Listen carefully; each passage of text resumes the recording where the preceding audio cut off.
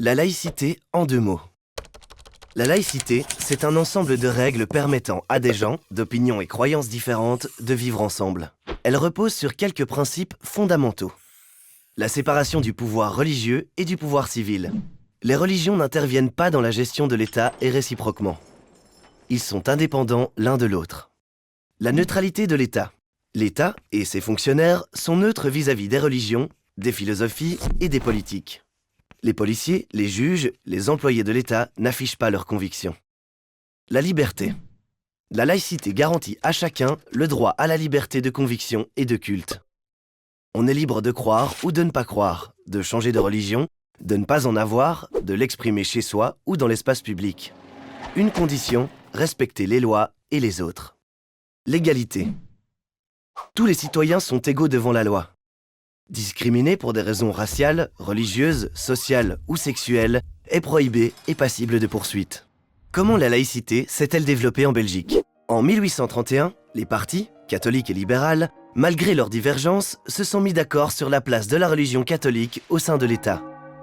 L'Église ne peut plus s'occuper des affaires de l'État et vice-versa. Mais cette séparation n'est qu'apparente, car c'est l'État qui paie les salaires du clergé et le réseau d'enseignement qui était essentiellement catholique. Dès la seconde moitié du XIXe siècle, la Ligue de l'enseignement s'est constituée afin de promouvoir et défendre l'école publique et l'éducation laïque. Au XXe siècle, la laïcité s'est organisée.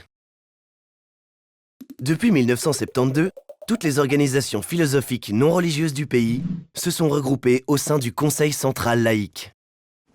Ce mouvement est composé de personnes provenant d'horizons politiques différents.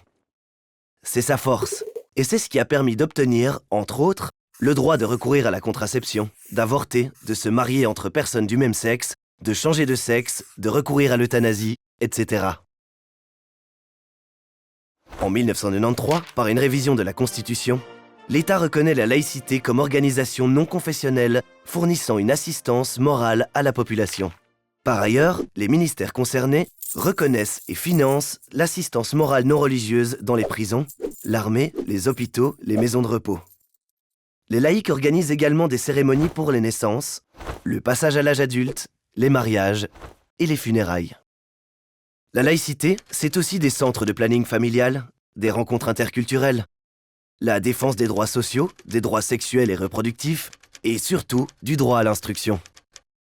Démocratie et laïcité défendent les mêmes valeurs, qui ont pour but de forger une société ancrée sur ses inamovibles piliers, liberté, égalité, solidarité.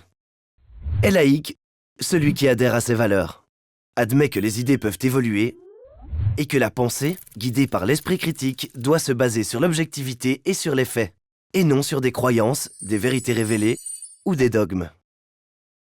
La laïcité est représentée dans de nombreux pays européens et extra-européens. Au niveau européen, elle est représentée par la Fédération humaniste européenne, qui regroupe des associations nationales laïques de 23 pays. En 2 mots, la laïcité se veut le ciment du mieux vivre ensemble.